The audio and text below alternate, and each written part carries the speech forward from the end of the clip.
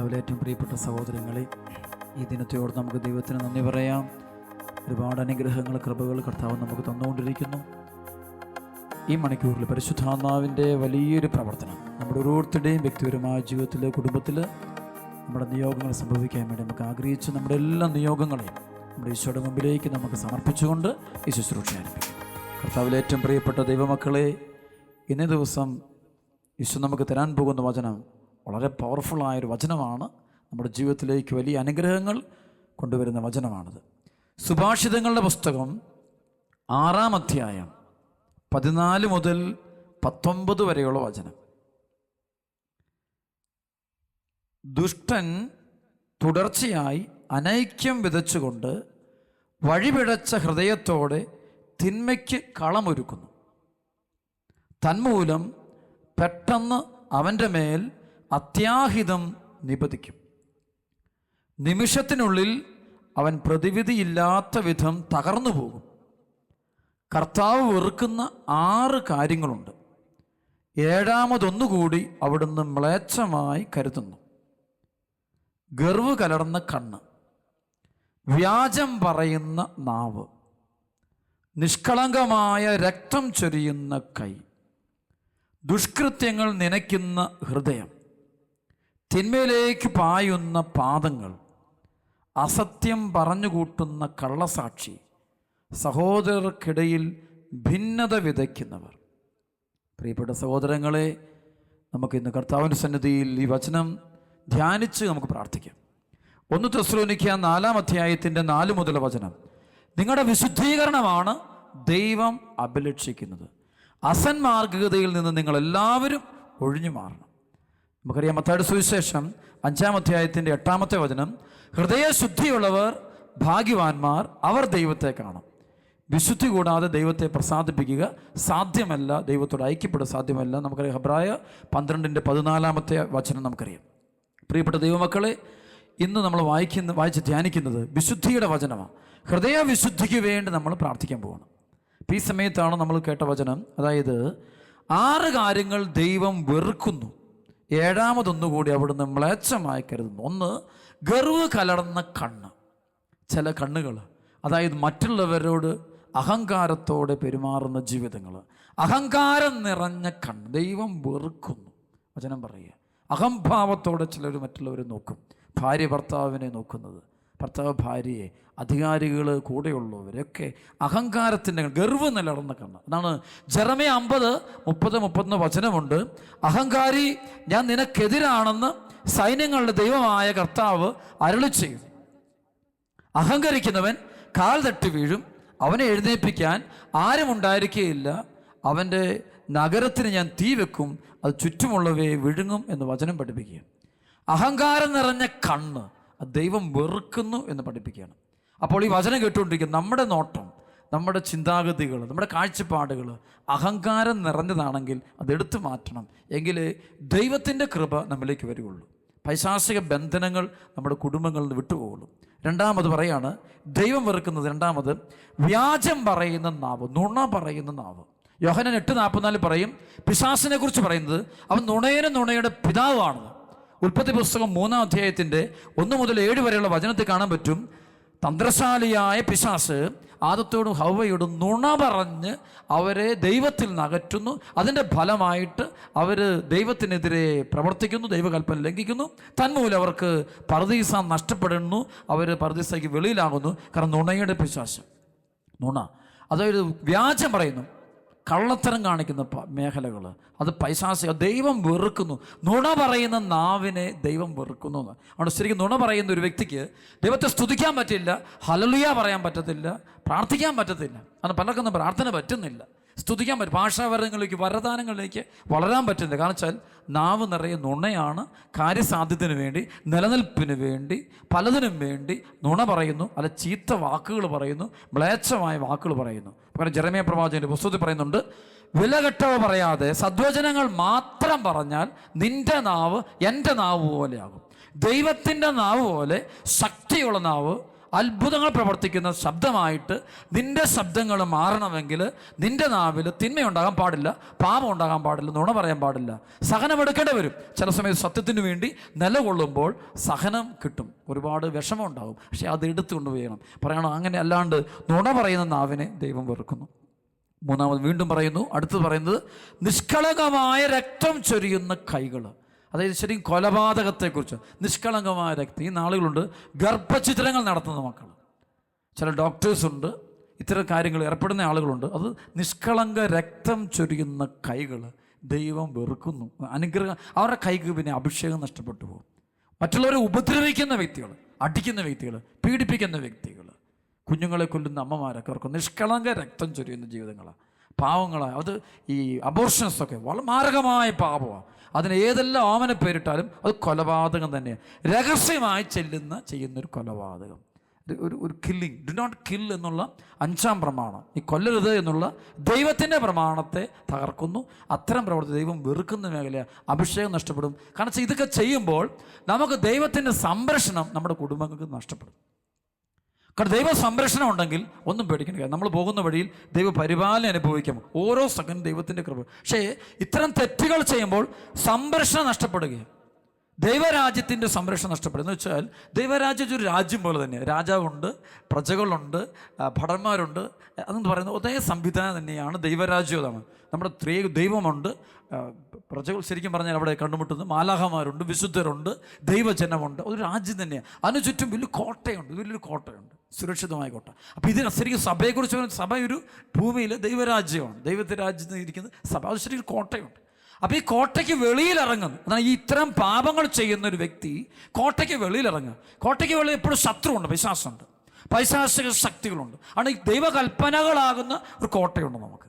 ആ കോട്ടയ്ക്ക് വെളിയിലിറങ്ങുന്ന വ്യക്തിയെ സാത്താൻ തകർത്ത് നശിപ്പിച്ചു കളയും. ചിലപ്പോൾ കാണാൻ പറ്റും സഭയ്ക്കെതിരെയൊക്കെ പോകുന്ന വ്യക്തികൾ, നമുക്ക് ഭയങ്കരമായ തകർച്ച പിന്നീട് അവരുടെ കുടുംബത്തിൽ, അവരുടെ മക്കളിൽ, അവരുടെ തലമുറ സംഭവിക്കുന്നു. എന്താണെന്ന് കാരണം നമുക്കറിഞ്ഞുകൂടാ. അതിനെക്കുറിച്ച് ഒരുപാട് ധ്യാനിക്കുമ്പോൾ കാണിച്ചിരുന്നത്, എപ്പോൾ അവർ സഭയാകുന്ന കോട്ടയ്ക്ക്, സഭയെ ചീത്ത പറയുമ്പോൾ ആ നിമിഷം വരെ സഭയാകുന്ന സംരക്ഷണ കോട്ടയുണ്ട്. ആ കോട്ടയ്ക്ക് വെളിയിലിറങ്ങുക. ആ വെളിയിലിറങ്ങിയാൽ പിന്നെ സാത്താൻ പിന്നെ അവനെ അടിച്ച് തകർത്തിരിക്കും, നശിപ്പിച്ചിരിക്കും. അവൻ്റെ സമാധാനം, കുടുംബ സ്വസ്ഥത, വസ്തു, കൃഷി, ജോലി, ഭാവി, മക്കൾ, കൊച്ചുമക്കൾ എന്ന് വേണ്ട എല്ലായിടത്തും ഒരു ബന്ധനം അടിക്കുന്ന കാണാൻ പറ്റും. സാത്താൻ്റെ ശക്തി അവരെ വല്ലാണ്ട് പീഡിപ്പിക്കുന്ന കാണാൻ പറ്റും. അപ്പോൾ ശരിക്കും പറഞ്ഞാൽ അതുകൊണ്ട് ഇത്തരം കൽപ്പനകൾ, ദൈവിക നിയമങ്ങൾ ലംഘിക്കുമ്പോൾ നമുക്ക് സംഭവിക്കുന്നത് നമ്മളിതിൻ്റെ സംരക്ഷണത്തിന് വെളിയിലായി തീരുകയും. എനിക്കിവിടെ ധ്യാനത്തിന് ഒരുപാട് മക്കൾ വന്ന് പ്രാർത്ഥിക്കുമ്പോൾ ചില ജീവിതങ്ങളൊക്കെ കഴിഞ്ഞ ഒരു യുവാവ് വിളിക്കുകയായിരുന്നു. അവന് ശരിക്കും ഒരു ജോലി മേഖലയിൽ ഒരു ജോലി കിട്ടി, അത് മാറി, അടുത്ത ജോലി അത് മാറി, ഒന്നും ഉറയ്ക്കാൻ പറ്റുന്നില്ല, മുഴുവൻ പ്രശ്നമാണ്. അവൻ്റെ വീട്ടിലാണെങ്കിൽ ഭയങ്കര പ്രശ്നമാണ്. അവൻ്റെ പെങ്ങളുടെ കല്യാണം നടന്നിട്ടത് വിവാഹം മോചനത്തിൻ്റെ വക്കിലെത്തി. അവൻ്റെ ഒരു ഇളയൊരു സഹോദരനുണ്ട്, അതിനും ഭയങ്കര പ്രശ്നങ്ങളാണ്.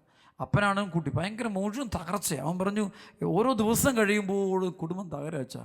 നീ എന്തിനാ ധ്യാനിക്കാൻ വന്നത്? അച്ഛൻ ഞാൻ താല്പര്യം ഉണ്ടായിട്ടല്ല വന്നത്, നിർബന്ധപ്രകാരം എൻ്റെ ഒരു സ്നേഹിത പറഞ്ഞു, പിന്നടുത്ത് പോയി ധ്യാനം കൂട്, ഏതോ തിന്മയുടെ ശക്തികൾ നിന്നെ ഉപദ്രവിക്കുന്നുണ്ട്, അതൊക്കെ നിന്ന് മാറിപ്പോകട്ടെ, നീ ധ്യാനം കൂടാൻ വരുമ്പോൾ ശ്രദ്ധിച്ച് കേട്ടപ്പോൾ ഇവൻ്റെ ജീവിതത്തിൽ ഇവൻ 10 പ്രമാണങ്ങളും മാക്സിമത്തിൽ ഇവൻ ലംഘിച്ചിട്ടുണ്ട്.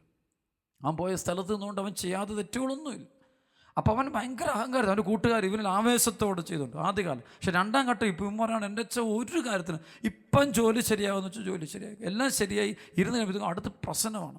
ആർക്കും എന്നെ ഇഷ്ടപ്പെടുന്നില്ല. ചില ദിവസം ഇന്ന് പോലത്തെ നാളെ ഇതുപോലെ മാറി വരിക. അപ്പോൾ കുറേ നേരം കേട്ടപ്പോൾ എനിക്ക് ഈശോ വെളിപ്പെടുത്തി തന്നു. അതായത് ദൈവപ്രമാണങ്ങൾ അവൻ അനുസരിക്കുന്നില്ല. അപ്പോൾ ശരിക്കും പറഞ്ഞാൽ ദൈവത്തിൻ്റെ സംരക്ഷണ കോട്ടയ്ക്ക് വെളിയില്ല. ദൈവത്തിൻ്റെ ഒരു സംരക്ഷണത്തുണ്ട്. ബാലഹമാരുടെ സംരക്ഷണം, വിശുദ്ധരുടെ സംരക്ഷണം, വിശുദ്ധ സ്ലീവയുടെ സംരക്ഷണം, പരിശുദ്ധ കുർബാനയിലൂടെ സംരക്ഷണം, കൂദാശകളോട് കിട്ടുന്ന സംരക്ഷണം, സഭ നൽകുന്നൊരു സംരക്ഷണം. ആ സംരക്ഷണം ഇവന് കിട്ടുന്നില്ല. കാരണം ഇവരിതിന് വെളിയിലാണ്. ഇവൻ്റെ ജീവിതം മുഴുവനും ഇതിന് വെളിയിലാണ്. അപ്പോൾ ഇവൻ്റെ ജീവിതം തന്നെ മാറിയ. ഞാൻ പറഞ്ഞ മോനെ നീ കുമ്പസാരിക്കും. അവൻ പറഞ്ഞ ഞാൻ നന്നായിട്ട് കുമ്പസാരിച്ചു, ശരിക്കും കുമ്പസാരിച്ചു. അപ്പോൾ അവൻ്റെ തലയ്ക്ക് വെച്ച് ബന്ധിച്ച് പ്രാർത്ഥിക്കുമ്പോൾ ഒരു വലിയൊരു തിന്മയുടെ ശക്തി അവനിൽ നിന്ന് ഇറങ്ങിപ്പോവുക. ആളുകളെല്ലാം അത് കാണുക, പബ്ലിക് മുഴുവൻ കാണുക. ഇവനൊരു ബന്ധനം അടിഞ്ഞ് ഇവന് ഊരുണ്ട് പിറച്ച് അവനത് തിന്മയുടെ ശക്തി വിട്ടുപോയി. എന്നിട്ട് ഇവനെൻ്റെ മുമ്പിലോട്ട് കൊണ്ട് വാവിട്ട് കരയുക. എന്താ വെച്ചാൽ അപ്പോൾ അച്ഛൻ ഇതെന്താ? ഞാൻ പറഞ്ഞു, മോനെ നീ തിന്മയുടെ ദേശത്ത് എങ്ങനെ പ്രവേശിച്ചു? ഞാൻ പറഞ്ഞു, നീ ഇതിന് പുറത്തിറങ്ങിയാൽ സുരക്ഷിതയില്ല. നമുക്കൊരു അതിർവരമ്പുണ്ട് ദൈവമക്കളെ, നമുക്കൊരു കോട്ടയുണ്ട്. ഇന്നത്തെ ദൈവജനത്തിന് പറ്റിക്കൊണ്ടിരിക്കുന്ന പ്രശ്നം, വിശ്വാസം തകർന്നുകൊണ്ടിരിക്കുമ്പോൾ ദൈവമക്കളെല്ലാം തമാശാണ്. സാത്താൻ്റെ ഏറ്റവും വലിയൊരു കഴിവാണ് അവൻ തമാശാക്കും, സകലതിനെയും അവൻ ജോക്കാക്കും. അപ്പം സീരിയസ് ആയൊരു കാര്യത്തെ, അവൻ്റെ രക്ഷയുടെ വഴിയെ തമാശാക്കുക. വിശുദ്ധിയെ വില കൊടുക്കില്ല, പ്രാർത്ഥനയ്ക്ക് വില കൊടുക്കില്ല. ഞാൻ എൻ്റെ ഇഷ്ടം പോലെ പോവുകയും എന്നിട്ട് രക്ഷപ്പെടാൻ പറ്റത്തില്ല. സാത്താൻ അടിച്ച് തകർക്കും. ഈ നാളുകൾ തിന്മയുടെ ശക്തികൾ വല്ലാണ്ട് ലോകത്തെ പീഡിപ്പിച്ചുകൊണ്ടിരിക്കുക. 1 യോഹന്നാൻ 5:19 വചനം പറയുന്ന പോലെ ലോകം മുഴുവൻ തന്നെയും തിന്മയുടെ ശക്തിയുടെ ആധിപത്യത്തിലേക്ക് പോയിക്കൊണ്ടിരിക്കുക. പല വിദേശ രാജ്യങ്ങളിൽ പോലും കാണാൻ പറ്റും, കുടുംബങ്ങൾ തീർന്നു. ദൈവം വേണ്ട, പ്രാർത്ഥന വേണ്ട, കുടുംബം വേണ്ട, വിവാഹം വേണ്ട, മക്കൾ വേണ്ട എന്നെല്ലാം പറഞ്ഞ് നടന്നിരുന്ന പല ആളുകളും ഇന്ന് തകർന്ന അവസ്ഥയിലാണെന്ന്. ഇന്ന് അവർക്ക് സ്വസ്ഥതയില്ല. നമ്മൾക്കൊരു പ്രാർത്ഥനകളോ അല്ലെ ധ്യാനങ്ങളോ കൺവെൻഷനുകളോ നടത്തുമ്പോൾ ഈ മറ്റ് വിദേശികളായ ആളുകൾ ഓടിക്കൂടുന്നത് എന്തുകൊണ്ടാണ്? അവർക്ക് സമാധാനം പോയി, സ്വസ്ഥത പോയി, പാപത്തിൻ്റെ വേദനം ഫലം അനുഭവിച്ചു തുടങ്ങി. അവർക്ക് പിടിച്ചു നിൽക്കാൻ പറ്റാത്ത അവസ്ഥയിലോട്ട് എത്തിയിരിക്കുക.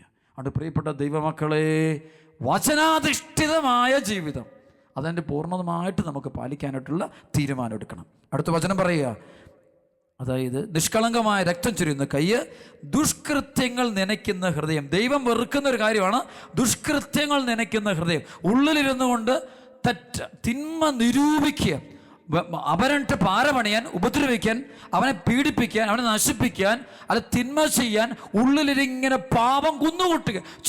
ചിന്തിച്ച് കൂട്ടുന്ന ആളുകളുണ്ട്. യാത്രയിലൊക്കെ ചിന്തിച്ചു കൂട്ടുക, ദുരുപയോഗിക്കാൻ വേണ്ടി, പീഡിപ്പിക്കാൻ വേണ്ടി, നശിപ്പിക്കാൻ വേണ്ടി, പാപം ചെയ്യാനുള്ള ചില, അല്ലെങ്കിൽ ധനമുണ്ടാക്കാൻ വേണ്ടി, വഴിവിട്ട മാർഗങ്ങൾ ഉണ്ടാക്കാൻ വേണ്ടി അങ്ങനെ ഹൃദയത്തിൽ ഇങ്ങനെ ഒരു കാര്യം ഓർത്താണ് എല്ലാ ദൈവമക്കളും. മോശമായത് ഹൃദയത്തിൽ ചിന്തിക്കുമ്പോൾ ഹൃദയം മോശമാണ്, ചീത്തയാണ് എന്നീ അത് ചീത്തയായി. ആ വസ്തു, ആ ഹൃദയം ചീത്തയായി, നിന്റെ മനസ്സ് ചീത്തയായി. മ്ലേച്ഛമായ സ്വപ്നങ്ങൾ കഴിയുമ്പോഴും മനസ്സ് ചീത്തയായി. അത് ആ മനസ്സിനെ നീ അശുദ്ധമാക്കിയിരിക്കുകയാണ്, മ്ലേച്ഛമാക്കിയിരിക്കുകയാണ്. അത് വിശുദ്ധമല്ല. അതുകൊണ്ടാണ് ദൈവത്തിന് അവിടെ ഒന്നും ഇരിക്കാൻ പറ്റുന്നില്ല. ഹൃദയം ഒരു പുണ്യപ്പെട്ട സ്ഥലമായിട്ട് മാറ്റണം. നമ്മൾ നല്ല കൃപ നിറഞ്ഞ സ്ഥലം എന്ന് വെച്ചാൽ എളിമപ്പെടണം. നമ്മൾ മുമ്പ് പല പ്രാവശ്യം നമ്മൾ ധ്യാനിച്ചിട്ടുള്ളതുപോലെ, അതായത് അദൃശ്യനായ ദൈവം നമ്മുടെ മുമ്പിലുണ്ട്. ആ ദൈവത്തിൽ നമ്മൾ വിശ്വസിക്കുന്ന, അനുഭവിക്കുന്ന ഈ അദൃശ്യം, ഈ ദൈവം ചരിത്രത്തിൽ വെളിപ്പെട്ട ഈശോ മിശിഹ മനുഷ്യാവതാരം ചെയ്ത് മനുഷ്യൻ കണ്ടു, നേരിട്ട് കണ്ടു, ദൈവത്തെ കണ്ടു. അവൻ കുരിശിൽ മരിക്കുന്നത് കണ്ടു, അവനെ അടക്കപ്പെട്ടത് മനുഷ്യൻ കണ്ടു, അവൻ ഉയർത്തെഴുന്നേറ്റതും കണ്ടു, അവൻ്റെ സ്വർഗത്തിലേക്ക് പോയതും കണ്ടു. ഇത് കഥയല്ലിത്. നമ്മൾ ഉപദ്രവിക്കാൻ വേണ്ടി ചില ആളുകൾ കഥയാണെന്ന് പറയും, നമ്മൾ ഉപദ്രവിക്കാൻ വേണ്ടി. പക്ഷെ കഥയല്ല, ജീവിക്കുന്നത് സത്യമാണ്. കാരണം അത് സത്യമായതിൻ്റെ ഏറ്റവും വലിയ തെളിവുണ്ട്. അവൻ്റെ പ്രിയപ്പെട്ട ശിഷ്യന്മാർ 12 പേരിൽ 11 പേരും രക്തസാക്ഷികളായി തീരുന്നത് അത് കഥയല്ലാത്തതുകൊണ്ടാണ്, ചരിത്രമായൊരു സത്യമായുണ്ട്. അല്ല ആരെങ്കിലും മരിക്കാൻ തയ്യാറാകുമോ? ഒരു കെട്ടുകഥയ്ക്ക് വേണ്ടി ജീവൻ കൊടുക്കാൻ ആരും തയ്യാറാകില്ല. ഇവിടെ 11 പേരും ബലി കൊടുക്കുന്നു. ശരിക്കും പറഞ്ഞാൽ 12 പേരും. യോഹന്നാൻ ശ്ലീഹ എന്ന് വെച്ചാൽ അങ്ങേയറ്റം പീഡിപ്പിക്കപ്പെട്ട വ്യക്തി, രക്തസാക്ഷിയായില്ലെന്ന് മാത്രമേ ഉള്ളൂ. അല്ലാണ്ട് മാക്സിമം പാത്മോസ് എന്ന ദ്വീപിൽ ഒരു തടങ്കലിൽ ജയിലിൽ അടയ്ക്കപ്പെട്ട് കിടന്ന മനുഷ്യൻ, ഒറ്റയ്ക്ക് കഴിഞ്ഞിരുന്ന രാത്രികളും ദിവസങ്ങളും മാനസികമായും ശാരീരികമായിട്ടും പീഡിപ്പിക്കപ്പെട്ട ഒരു മനുഷ്യനായിരുന്നു യോഹന്നാൻ അപ്പോസ്തലൻ. അതുപോലെ പീഡിപ്പിക്കപ്പെട്ട മനുഷ്യനാണ്. അതുകൊണ്ട് 12 അപ്പോസ്തലന്മാരും സഹനിച്ചത് അവർ മുഖാഭിമുഖം ഉത്തിതനായ കർത്താവിനെ കണ്ടതുകൊണ്ടും അവനെ തൊട്ടതുകൊണ്ടും അവനെ ശക്തി അനുഭവിച്ചറിഞ്ഞുകൊണ്ടാണ് അവർ ജീവൻ കൊടുക്കാൻ തയ്യാറായത്. പത്രോസ് അപ്പോസ്തലൻ കുരിശിൽ തലകീഴായിട്ട് കടന്നുകൊണ്ട് ബലി കൊടുക്കുമ്പോൾ അത് കെട്ടുകഥയല്ല, ഈശോ മിശിഹ കെട്ടുകഥയല്ലത്. ഈശോ മരിച്ചുപോയ ഒരാളാണെങ്കിൽ ഒരിക്കലും ചെയ്യില്ല. പക്ഷെ ജീവിക്കുന്ന ദൈവമായതുകൊണ്ട് അവന് പത്രോസിലേക്ക് അങ്ങനെ മരിക്കാൻ തയ്യാറാകുന്നു. പത്രോസിനെ ഈശോയെപ്പോലെ കുരിശ് തറച്ച് കൊല്ലാൻ തുടങ്ങിയപ്പോൾ പത്രോസ് പറഞ്ഞു, എനിക്കതിനുള്ള യോഗ്യതയില്ല, അതുകൊണ്ട് നിങ്ങൾ എന്നെ തലകീഴായിട്ട് കുരിശ് തറച്ചോളാൻ അങ്ങോട്ട് പറയുമ്പോൾ അവരതുപോലെ ചെയ്യുന്നൊരു ചരിത്രമാണ്, ചരിത്രത്തിൽ എഴുതി വെച്ച സംഭവമാണ്. അത് കെട്ടുകഥയല്ല, ഒക്കെ ജീവിക്കുന്ന സത്യമാണ്. ഇതൊക്കെ പഠിപ്പിക്കുന്നത് ആ ഉത്തിതനായ കർത്താവിനെ ഒരു മുഖാഭിമുഖം കണ്ടു. 40 ദിനങ്ങളോളം ഇവർ ഈശോയെ നേരിട്ട് കണ്ടതാണ്. അവർ ആ അനുഭവത്തിൽ അവർ മുന്നോട്ട് പോയി. ആ ക്രിസ്തു ഇന്നും ഇവിടെ ഉണ്ട്. 2-3 പേര് എൻ്റെ നാമത്തെ ഒരുമിച്ച് കൂടുമ്പോൾ അവരുടെ മധ്യത്തിൽ ഞാനുണ്ട് എന്ന് പറയുമ്പോൾ അത് യാതൊരു സംശയമില്ല. പിന്നെ എന്തുകൊണ്ട് അനുഭവിക്കാൻ പറ്റുന്നില്ല? The only reason that is sin. എന്നിലുള്ള പാപം. ഞാൻ ദൈവത്തിനെതിരെ പോകുന്നു, ഞാൻ വിശ്വസിക്കുന്നില്ല, ഞാനെല്ലാം സംശയിക്കുന്നു, ഞാനെല്ലാത്തിനും കുറ്റം പറയുന്നു, എൻ്റെ ഉള്ളിൽ ഹൃദയം അശുദ്ധം ആഗ്രഹിക്കുക. ഞാൻ മോശമായത് ചിന്തിച്ചുകൊണ്ടിരിക്കുന്ന മനസ്സ് മോശമായി തീരും. മദ്യത്തെക്കുറിച്ച് ചിന്തിച്ചിരിക്കുന്ന മനസ്സിലാണ് ആദ്യം മദ്യപാനം തുടങ്ങുന്നത്. വ്യഭിചാരം തുടങ്ങുന്നത് ആദ്യം തുടങ്ങുന്നത് ഹൃദയത്തിലാണ്. ബ്ലൂ ഫിലിം തുടങ്ങുന്നത് ഹൃദയത്തിലാണ്. അവിടെ അശുദ്ധമാക്കി ഇങ്ങനെ പാപം ചെയ്ത് ഒരു പന്നിക്കുഴി പോലെ പലരുടെ ഹൃദയം ആക്കി വെച്ചിരിക്കുക. അവിടേക്ക് ഈശോയ്ക്ക് എങ്ങനെ വരാൻ പറ്റും? പരിശുദ്ധനായ പത്രോസ്ലീഹ പറയുന്ന പോലെ, നിങ്ങളെ വിളിച്ചവനും പരിശുദ്ധനായിരിക്കുന്നത് പോലെ നിങ്ങളും പരിശുദ്ധരായിരിക്കാൻ പറഞ്ഞു. പരിശുദ്ധി നിറഞ്ഞ ദൈവം, പരിശുദ്ധിയിൽ വസിക്കുന്ന ദൈവം, ആ ദൈവത്തിന് ഇറങ്ങി വരുന്ന ഭയങ്കര ആഗ്രഹം. പക്ഷെ നീ വിളിക്കുന്നുമില്ല, നീ വാതിലടച്ചു, നീ ഇതിനകത്തിരുന്ന് ഈ തന്മയ്ക്കകത്ത്. അവിടെയാണ് ഈ വചനം കേട്ട് സുവിശേഷത്തിൽ വിശ്വസിക്കുവിൻ, സുവിശേഷത്തിൽ വിശ്വസിക്കുവിൻ. സുവിശേഷം അനുസരിച്ചുള്ള ജീവിതത്തിലേക്ക് കടന്നു വരിക, മാനസാന്തര അനുഭവത്തിലേക്ക് കടന്നു വരിക. അതുകൊണ്ട് മുമ്പ് നമുക്ക് കേട്ടതിൻ്റെ ബാക്കി വായിക്കുകയാണ്. അതായത് ദൈവം വെറുക്കുന്ന കാര്യങ്ങളിൽ 1 ഗർവ് കലർന്ന കണ്ണ്, 2 വ്യാജം പറയുന്ന നാവ്, 3 നിഷ്കളങ്കമായ രക്തം ചുരിയുന്ന കൈ, 4 ദുഷ്കൃത്യങ്ങൾ നനയ്ക്കുന്ന ഹൃദയം, പാപം ചിന്തിച്ചുകൊണ്ടിരിക്കുന്ന ഹൃദയം. ഒരുപാട് പേര് ഉള്ളിലാണ് പാപം ചെയ്യുന്നത്. അതാണ് പുറമെ ഒന്നും ചെയ്യുന്നില്ല, പുറമെ പഞ്ചപാപങ്ങളാണ്, പക്ഷെ അവിടെ ദൈവാനുഭവമില്ല. ഉള്ളു മുഴുവൻ മ്ലേച്ഛമാണ്, ഉള്ളു മുഴുവൻ പണത്തിൻ്റെ വിഗ്രഹങ്ങളാണ്, ചില വ്യക്തി വിഗ്രഹങ്ങളാണ്, ചില തിന്മകളാണ്. ഇത് ഉള്ളിലിരിക്കുന്നത് കൊണ്ട് അവന് ദൈവത്തെ ആരാധിക്കാൻ പറ്റും. ദൈവത്തെയാണ് എൻ്റെ മനസ്സ് ചിന്തിച്ചുകൊണ്ടിരിക്കുന്നതെങ്കിൽ എൻ്റെ മനസ്സ് വിശുദ്ധ സ്ഥലമായിട്ട് മാറും. ഈശോയാണ് ഞാൻ എൻ്റെ ഹൃദയത്തിൽ വെച്ച് ആരാധിച്ചുകൊണ്ടിരിക്കുന്നെങ്കിൽ എപ്പോഴും ഈശോയ്ക്ക് ഞാൻ സ്ഥാനം കൊടുക്കുകയും എൻ്റെ ഹൃദയം ഓട്ടോമാറ്റിക്കലി അത് വിശുദ്ധ സ്ഥലമായിട്ട്, കൃപയുടെ സ്ഥലമായിട്ട് മാറുന്നു. വീണ്ടും പറയുക, തിന്മയിലേക്ക് പായുന്ന പാദങ്ങൾ. ദൈവം വെറുക്കുന്ന അടുത്ത കാര്യം പറയാണ്, തിന്മയിലേക്ക് പായുന്ന പാതകൾ. അതായത് അവൻ്റെ പാപത്തിലേക്ക് പോകുന്ന ആളുകൾ, പാപത്തിൻ്റെ ചില വീടുകളിൽ പോകുന്നു, ചില സ്ഥലങ്ങളിൽ പോകുന്നു, ചില കാര്യങ്ങൾ, ആ പാദങ്ങൾ ദൈവം അങ്ങനെ പോകുന്ന കാലുകൾ, അത് അനുഗ്രഹമില്ല. അതുകൊണ്ട് വരുന്ന കുഴപ്പം എന്താ? ഈ പാപത്തിൻ്റെ വഴിയിലൂടെ പോകുന്ന പാദങ്ങൾക്ക് പിന്നെ വളർച്ചയെ കിട്ടത്തില്ല, ഉയർച്ചയില്ലെന്നേ. അത് ഉയർച്ചയില്ല, ഭൗതിക വളർച്ച കിട്ടില്ല. ഈ പാദങ്ങൾ വീട്ടിൽ കൊണ്ടുപോയി കുത്തുമ്പോൾ വീട് ദ്രവിച്ചു പോകുന്നേ. ഈ പാദം കൊണ്ട് അവൻ്റെ ആ കരങ്ങൾ കൊണ്ട് ഇവൻ്റെ മക്കളെടുക്കുമ്പോൾ മക്കൾക്ക് അനുഗ്രഹം കുറഞ്ഞു പോകുന്നേ. അഭിഷേകം നഷ്ടപ്പെട്ടു പോവുക, ക്രമം നഷ്ടപ്പെട്ടു പോവുക. പാപത്തിൻ്റെ വഴിയിലൂടെ പോകുന്ന പാദങ്ങൾ, അതാണ് നമ്മുടെ പാദങ്ങൾക്ക് ഭയങ്കര അഭിഷേകം ആണ്. വചനം പറയുന്നുണ്ട്, സുവിശേഷം പ്രസംഗിക്കുന്നവരുടെ പാദങ്ങൾ എത്രയോ സുന്ദരമെന്ന് പറയും. അനുഗ്രഹം കിട്ടിയവരുടെ പാദങ്ങൾ നമ്മുടെ വീട്ടിൽ സ്പർശിച്ചാൽ മതി, ആ വീട് അനുഗ്രഹിക്കപ്പെടും നമ്മൾ പറയാറില്ല. ശരി, സത്യമാണ്. വിശുദ്ധരൊക്കെ കയറി നടക്കുന്ന സ്ഥലങ്ങൾക്ക് അഭിഷേകം, സാത്താൻ്റെ ശക്തി വിട്ടുപോകും. മദർ തെരേസയുടെ ജീവചരിത്രം പഠിക്കും, കാണാൻ പറ്റും. മദർ തെരേസയും കൊണ്ട് ആളുകൾ ചില സമയത്ത് അവരുടെ വീടുകളിൽ കൊണ്ടിട്ട് വെറുതെ ഒന്ന് കയറിയിട്ട് പോകാൻ പറയും, ഒന്ന് നടന്നിട്ട് പോകാൻ പറയും, ഒന്ന് നോക്കിയിട്ട് പോകാൻ പറയും. എന്നാൽ അങ്ങനെ പറയുന്ന കാരണം എന്താ? വിശുദ്ധമായത്. പക്ഷെ ഇതെന്താ? വ്യഭിചാരശാലയിലേക്കും മദ്യശാലയിലേക്കും മ്ലേച്ഛതയിലേക്കും ഒക്കെ, പണത്തിലേക്കും കൊലപാതകത്തിലേക്കും അഹങ്കാരത്തിലേക്കും അധർമ്മത്തിലേക്കൊക്കെ പോകുന്ന ഈ പാദങ്ങൾ അവൻ്റെ വീട്ടിലോട്ട് വന്ന് കാലുകുത്തുമ്പോൾ എത്ര കൊട്ടാരമാണെങ്കിലും ശരി, പതുക്കെ പതുക്കെ പതുക്കെ ആ വീട് തകരാൻ തുടങ്ങും. അപ്പോൾ നമ്മൾ പോയിട്ടുള്ള പാതകൾ ചിന്തിക്കുക. ഞാൻ നിങ്ങളൊക്കെ നടക്കുന്ന പാതകൾ, അങ്ങനെ എൻ്റെ കാൽ അശുദ്ധമായിട്ട് തീർന്നിട്ടുണ്ടോ? അഭിഷേകം നഷ്ടപ്പെട്ടു പോയിട്ടുണ്ടോ? വിശുദ്ധി നഷ്ടപ്പെട്ടു പോയിട്ടുണ്ടോ? എൻ്റെ നാവ് സംസാരിച്ച വാക്കുകൾ ചിന്തിക്കുക. നാവ് ഇപ്പോൾ അശുദ്ധമായി പോയിട്ടുണ്ടോ? എൻ്റെ കണ്ണുകൾ അശുദ്ധമായിട്ട് പോയിട്ടുണ്ടോ? എൻ്റെ കരങ്ങൾ അശുദ്ധമായിട്ട് പോയിട്ടാണ്. ഇതാണ് ഇവർ സുഭാഷിതം പഠിപ്പിക്കുന്നത്. നിൻ്റെ കരങ്ങൾ അശുദ്ധമാണെങ്കിൽ അത് മാറ്റുക. ഇത് മാറ്റാൻ സ്വന്തം കഴിവുകൊണ്ട് പറ്റില്ല. കർത്താവിൻ്റെ പരിശുദ്ധ രക്തമാണ് നമ്മളെ സകല തിന്മയിൽ നിന്ന് മോചിപ്പിക്കുന്നത്. അടുത്ത വചനം പറയാണ്, അസത്യം പറഞ്ഞു കൂട്ടുന്ന കള്ളസാക്ഷ്യം മറ്റൊരുത്തിനെതിരെ പറയുന്നു. ഏറ്റവും ദൈവം വെറുക്കുന്ന കാര്യം മറ്റൊരുത്തിനെതിരെ സംസാരിക്കുന്നു. ചിലർ കോടതിയിൽ നുണ പറഞ്ഞ് കാര്യം സാധിക്കും. മറ്റൊരുത്തിനുണ്ട് പണി ചെയ്യുക, നുണ പറഞ്ഞ് കാര്യസാധ്യതയുണ്ട്, പലതും പറഞ്ഞു കൂട്ടും. മാരകപാപമാണെന്ന് പറയുക. അടുത്ത് പറയുക, സഹോദരങ്ങൾക്കിടയിൽ ഭിന്നത വിതയ്ക്കുന്നവൻ. ദൈവം വെറുക്കുന്ന കാര്യങ്ങളാണ്. അസത്യം പറഞ്ഞു കൂട്ടുന്ന കള്ളസാക്ഷി, നുണ പറഞ്ഞ് മറ്റുള്ളവനെ പീഡിപ്പിക്കുന്ന, മറ്റുള്ളവനെ ഉപദ്രവിക്കുന്ന വ്യക്തിയെ ദൈവം വെറുക്കുന്നു. അടുത്ത് പറയാണ്, സഹോദരങ്ങൾക്കിടയിൽ ഭിന്നത വിതയ്ക്കുന്നവർ. രണ്ടുപേർ ഒരുമിച്ച് എങ്ങനെയും അത് ഭിന്നിപ്പിക്കുക. ഭാര്യയും ഭർത്താവിനെയും ഭിന്നിപ്പിക്കുന്ന ചില അമ്മായിമ്മമാർ, അപ്പനെയും അമ്മയും തമ്മിൽ ഭിന്നിപ്പിക്കുന്ന ചില മരുമക്കൾ, മകനെയും മകളെയും തമ്മിൽ വേർപെടുത്തുന്ന ആളുകൾ, സഭയ്ക്കകത്ത് വച്ചന്മാരെ തമ്മിൽ ഭിന്നിപ്പിക്കുന്ന ആളുകൾ, സഭയെ തന്നെ പീഡിപ്പിക്കുന്ന ആൾ, ഇങ്ങനെ ഒരുപാട് ഭിന്നിപ്പിക്കുന്ന ആൾ, കുടുംബത്തിൽ നല്ലൊരു ഒരുമിച്ചൊരു കാര്യത്തിന് അപ്പോൾ അതിനിടയ്ക്ക് വിഷം കൊടുത്ത് വിഷം കുത്തിവെച്ച് ഭിന്നിപ്പിക്കുന്ന ആളുകൾ, ദൈവം അവരെ വെറുക്കുന്നു എന്ന് ബൈബിള് പഠിപ്പിക്കുക. തിരുവചനം പറയുക, ഭിന്നത വിതയ്ക്കുന്നവനെ ദൈവം വെറുക്കുന്നു.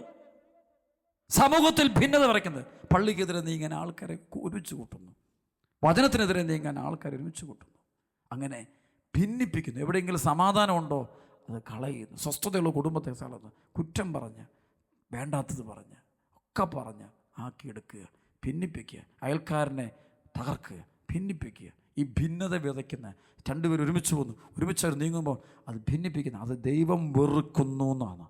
അതുകൊണ്ട് പ്രിയപ്പെട്ട സഹോദരങ്ങളെ, ഈ വിധ തിന്മകൾ നമ്മുടെ കുടുംബത്തിലോ നമ്മുടെ ജീവിതത്തിലോ ഉണ്ട് എങ്കിൽ തമ്പുരാൻ്റെ മുമ്പിൽ കണ്ണുനീരൊഴുക്കി ഇന്ന് മാപ്പ് പറയണം. മാപ്പ് പറഞ്ഞിട്ട് പ്രാർത്ഥിച്ചു, ഈ ബന്ധനം അഴിഞ്ഞു പോകും. ഇപ്പം തന്നെ ഈ ആരാധന സമയത്ത് കർത്താവിൻ്റെ മഹത്വം, കർത്താവിൻ്റെ ശക്തമായ ഇടപെടൽ നമ്മുടെ കുടുംബങ്ങൾ സംഭവിച്ചിരിക്കും, കെട്ടഴിയും. അത്ഭുതങ്ങളും അടയാളങ്ങളും സൗഖ്യങ്ങളും ദൈവം നമുക്ക് തരും. നമുക്ക് ദൈവത്തിൽ വിശ്വസിക്കാം. കർത്താവ് അവിടുത്തെ കൃപ കൊണ്ട് ഞങ്ങളെ നിറയ്ക്കണമേ എന്ന് പ്രാർത്ഥിക്കാം. പരിശുദ്ധാത്മാവേ ഞങ്ങൾ നിറയണമെന്ന് പ്രാർത്ഥിക്കാം. അത്ഭുതങ്ങളും അടയാളങ്ങളും കർത്താവ് സമയത്ത് നമ്മൾ വർഷിക്കട്ടെ. ആമേൻ.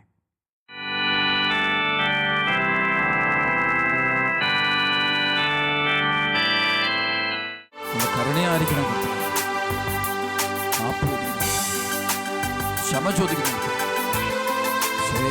അറിഞ്ഞോ അറിയാതെ നാളിതുവരെ ഞങ്ങൾ ചെയ്തു പോയിട്ട് എല്ലാ പാപങ്ങളും ഹൃദയപൂർവ്വം ക്ഷമ വിശുദ്ധീകരിക്കണം, ഏറ്റെടുക്കണം. കേട്ടോ, കരുണയായിരിക്കണം.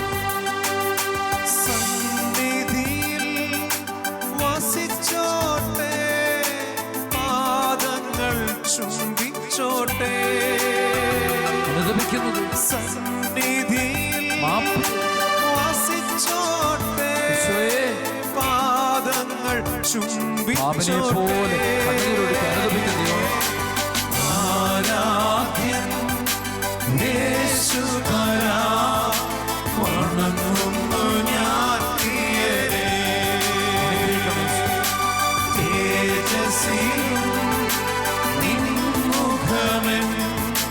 ഹൃദയത്തിനാനന്ദമേ, അനുഗ്രഹം വ്യാപരിക്കും. ആരാധ്യൻ യേശുപരാ, വണങ്ങുന്നു ഞാൻ പ്രിയരേ. തേജസ്സിലും നിൻമുഖമെൻ ഹൃദയത്തിനാനന്ദമേ. കുടുംബങ്ങളുടെ ബന്ധനങ്ങൾ, തലമുറകളുടെ പൈശാചിക ബന്ധങ്ങൾ, പാപത്തിൻ്റെയും സാത്താൻ്റെയും ആധിപത്യം ഈ മക്കളിൽ വിട്ടുപോകും. യേശുവിൻ്റെ നാമത്തെ കൽപ്പിക്കുന്നു. തടസ്സങ്ങൾ അണിഞ്ഞു വിശുദ്ധി എൻ്റെ ആത്മാക്കളെ വിശുദ്ധീകരിക്കണം. Hallelujah, hallelujah, hallelujah. ആരാധന സ്തുതിക്കുന്ന ദൈവം, ആരാധന കർത്താവ്, സ്തുതിക്കുന്ന ദൈവം, ആരാധനയും മഹത്വം ഞങ്ങൾ അനുഗ്രഹിക്കണം. എല്ലാവരും പ്രാർത്ഥിക്കട്ടെ, കണ്ണുനീരോടെ പ്രാർത്ഥിക്കട്ടെ. അഭിഷേകം പറയട്ടെ. ഹല്ലേലൂയ, ആരാധന.